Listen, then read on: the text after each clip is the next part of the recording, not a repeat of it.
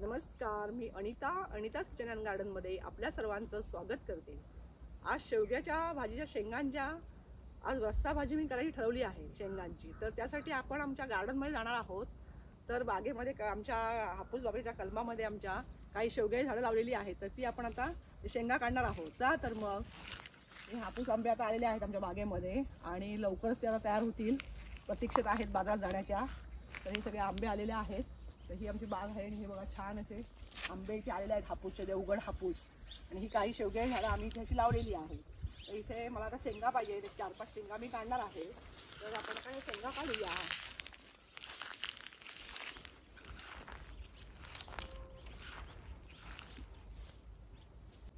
तर हे अशा प्रकारे मला जेवढ्या आता शेंगा लागत आहेत ते मी काढते। आम्ही बऱ्यापैकी शेंगा याच्या काढलेल्या आहेत। आता फक्त मला थोड्याशा ज्या शेंगा आहेत ते मी आता काढते आहे।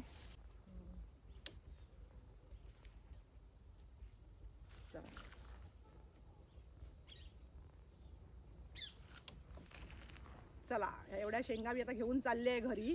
तर आपण याची मस्तपैकी भाजी करूया। चला आता किचन मध्ये भेटूया। चला, ती पण शेवग्याची झाडं दाखवा।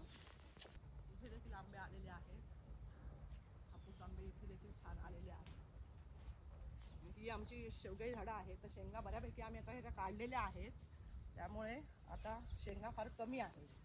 तर आता ह्या शेंगा ज्या मिळाल्या त्या घेऊन आता जाऊया किचन मध्ये। आपण शेंगा घेऊन आता किचन मध्ये आलेलो आहोत आणि रेसिपीला आता आपण सुरुवात करूया। चला,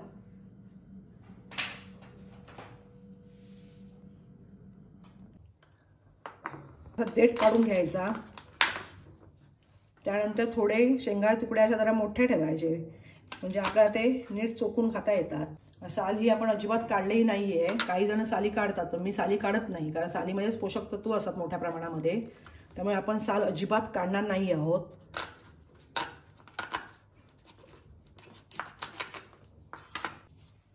आपण अशा प्रकारे सगळे शेंगाचे तुकडे करून घेऊया।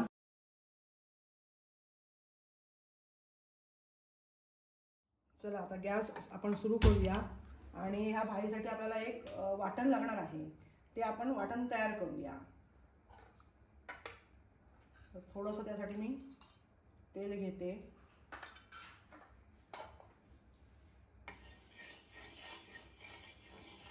थोडं 1 चमचा घातलं तर गरम झालंय, तर आपण त्यामध्ये थोडी लसूण घालूया। लसूण थोडी लालसर झाली की मग आपण कांदा घालणार आहोत। आपला छान असा झालेला आहे। आता आपण हा कांदा घालूया चिरलेला। कांदा देखील चांगला असा खमंग भाजायचा आहे। आता लसूण आणि कांदा तर आपण तो आता काढून घेऊया। चला, आता खोबरं घेऊ, सुकं खोबरं, ते पण थोडं भाजून घेऊया। आपलं सुकं खोबरं देखील आता खमंग अगदी भाजून घेतलेलं आहे आपण। तर तुम्ही सुक्या खोबऱ्याच्या ऐवजी तुम्ही ओलं खोबरं घेतलं तरी देखील चालू शकतं, तुम्हाला जे आवडेल ते तुम्ही घ्या, ओलं किंवा सुकं। 1 चमचा धणे आहेत, हे पण भाजून घेऊया। धणे आहेत, अर्धा चमचा हे जिरं घेतलेलं आहे, हे देखील आता भाजून घेऊया।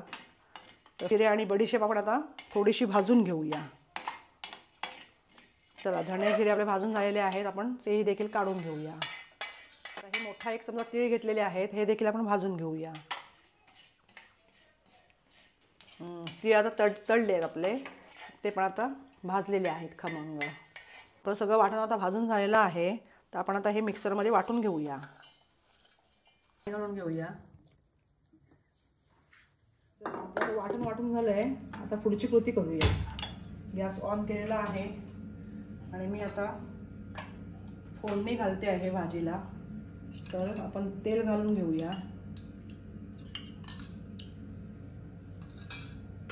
चालेल, आता तेल आता गरम झालेलं आहे, तर आपण त्यामध्ये मोहरी घालून घेऊया।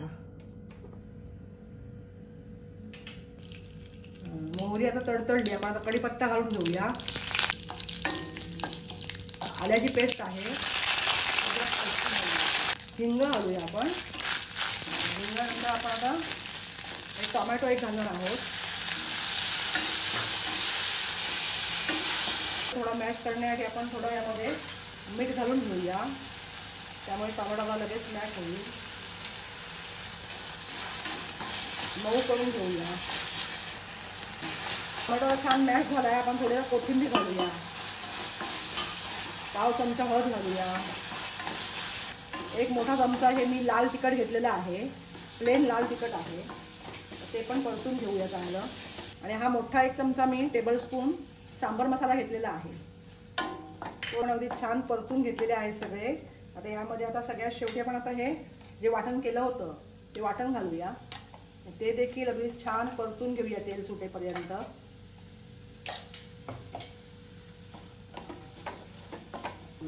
हे वाटण आता आपण छान परतून घेऊया मस्तपैकी. वाटप आपलं छान परतून झालेलं आहे. आपण आता त्यामध्ये शेंगा घालूया.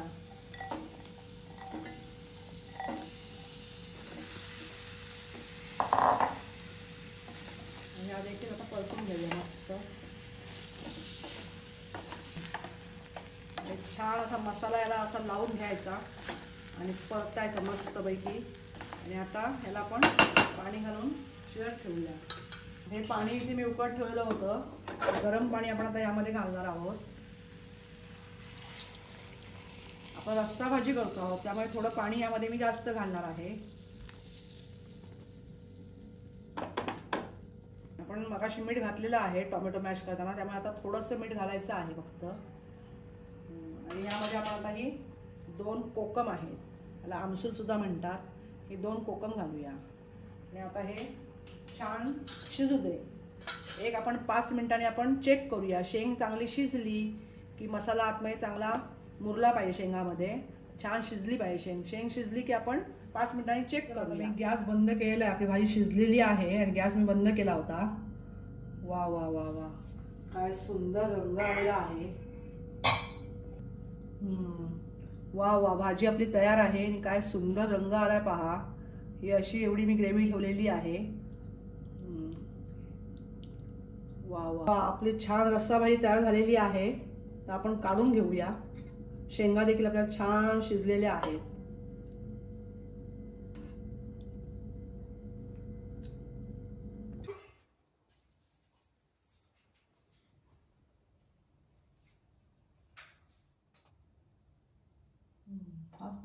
पहा, आपली भाजी खाण्यासाठी तयार झालेली आहे आणि अतिशय सुंदर असा ग्रेव्हीचा कलर आलेला आहे आणि खाण्यासाठी देखील तेवढीच ती चविष्ट झालेली आहे.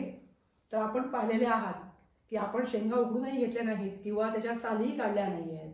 मी डायरेक्ट त्या सालींसकटच कापून त्याची भाजी केलेली आहे, कारण त्याच्यामध्ये जी पोषक गुणधर्म आहेत आपल्या शरीरासाठी लागणारे ते त्यामध्ये टिकून राहतात आणि त्यामुळे आपल्या जसे शरीराला फायदे होतात. म्हणून मी डायरेक्ट अशी भाजी केलेली आहे.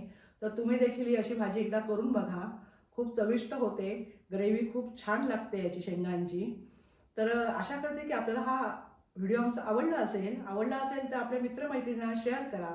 चॅनलवर नवीन असाल तर सबस्क्राईब करा. आपण आपला अमूल्य वेळ देऊन आमचा हा व्हिडिओ पाहिला त्याबद्दल मी आपल्या सर्वांचे आभार मानते, धन्यवाद देते. नमस्कार.